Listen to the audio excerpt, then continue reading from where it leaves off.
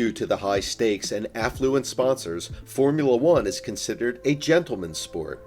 That does not, however, imply that the drivers are always gentlemanly. Do you want to see drivers that aren't quite gentlemanly?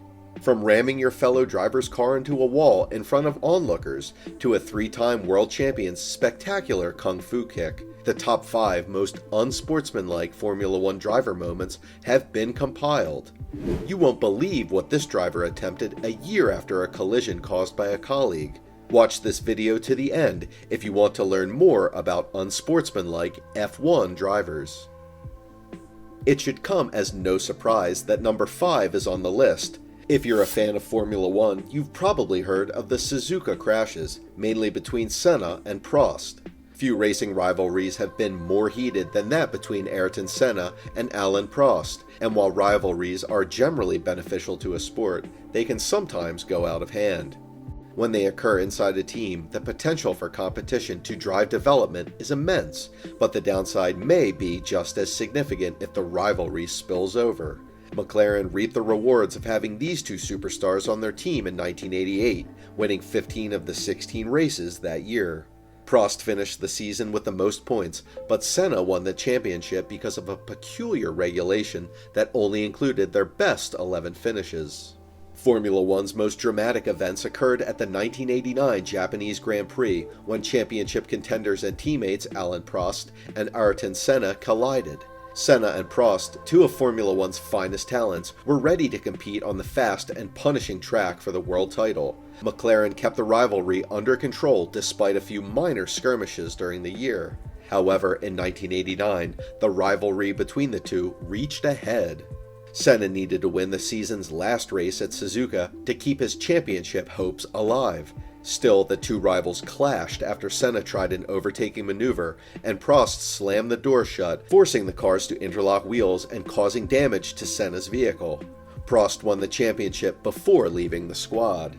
Even though Senna had a 9-point lead in the 1990 race, the championship was still up for grabs.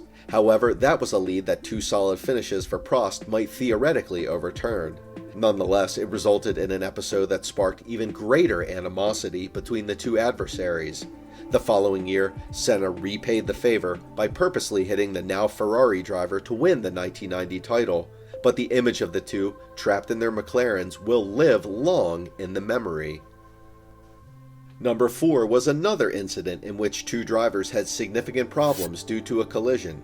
Among the current crop of drivers, Verstappen's anger is well known. After an accident in the Brazilian Grand Prix lost him the victory, Max Verstappen could not contain his rage toward Force India's Esteban Ocon.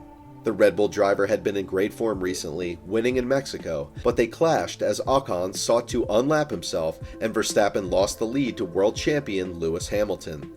The brawl occurred after Verstappen collided with Ocon on the track, costing the Red Bull driver a potential race victory. After colliding, the two cars spun as the Force India driver sought to unlap himself. The stewards deemed Ocon at fault and issued him a 10-second stop-and-go penalty. But the incident infuriated Verstappen, who attacked Ocon at the weighbridge after the race before FIA officials intervened. Verstappen was upset with him after what would have been a sensational race win from 5th on the grid, went begging and yelled over the radio on his cooldown lap, "I hope I can't find him now in the paddock, because that guy has a freaking problem." He also branded the Frenchman an idiot and said he had taken a stupid risk in trying to unlap him. Number 3 features the renowned Ayrton Senna in yet another episode. Senna was, without a doubt, one of the most excellent race car drivers of all time. His ability to generate terrifyingly fast qualifying laps and his wet weather prowess is legendary. Senna was a 3-time world champion, and Irvine made his Formula One debut in the 1993 Japanese Grand Prix. Ayrton Senna is not to be trifled with. After his enraged news conference in SUZUKA in 1993, that much was clear. Senna won the race, but he wasn't in the mood to celebrate. Instead, he used his energy to take on Eddie Irvine, a newbie to the racing circuit. After the news conference, he stormed into the Jordan garage to attack Irvine, yelling, "You're not racing. You're driving like a freaking idiot. You're a freaking idiot, not a racing driver." When Senna came, he had no intention of making physical contact, but as he was about to depart, Ayrton swung his left hand, striking Irvine on the right side of the skull and knocking him to the ground. Senna was escorted out of the room shouting, "You gotta learn respect when you're going wrong." Senna was given a 2-race suspension, but no one would dare to oppose him after this incident.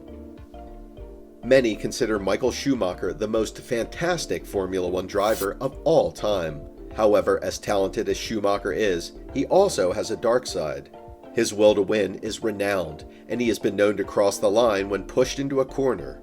Schumacher and Damon Hill crashed in the last race of the 1994 championship, preventing Hill from winning the title. However, his accident with Coulthard and the accompanying controversy during the 1998 Belgian Grand Prix is ranked second. With the rain pouring down, the two drivers raced down the Puhan circuit, and it all ended badly for Ferrari when Michael Schumacher's front wheel ripped off in the collision. In the circumstances, Schumacher looked to be on his way to a routine victory until the incident with David Coulthard, which he believes was premeditated. Back in the pits, Schumacher went down to the McLaren garage to face him, and the two got into an argument, with the German accusing the Briton of attempting to murder him. They subsequently resolved the matter between the two, but emotions spilled over in the heat of the moment, just like they did between Verstappen and Ocon. This is one of the most brutal post-race brawls in the sport's history. It makes the latest Verstappen-Ocon brawl appear harmless. As far as driver disagreements, Nelson Piquet's historic punch in Germany stands out. This duel deservingly takes the top place on our list. Hockenheim had been altered from the previous year, with the first chicane made slower and a second chicane installed to slow vehicles passing through the extremely fast Ost curve.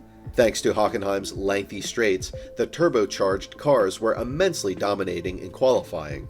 Salazar had knocked Piquet out of the race, so Piquet attempted to retaliate by knocking Salazar out as well. This is how it turned out for that one.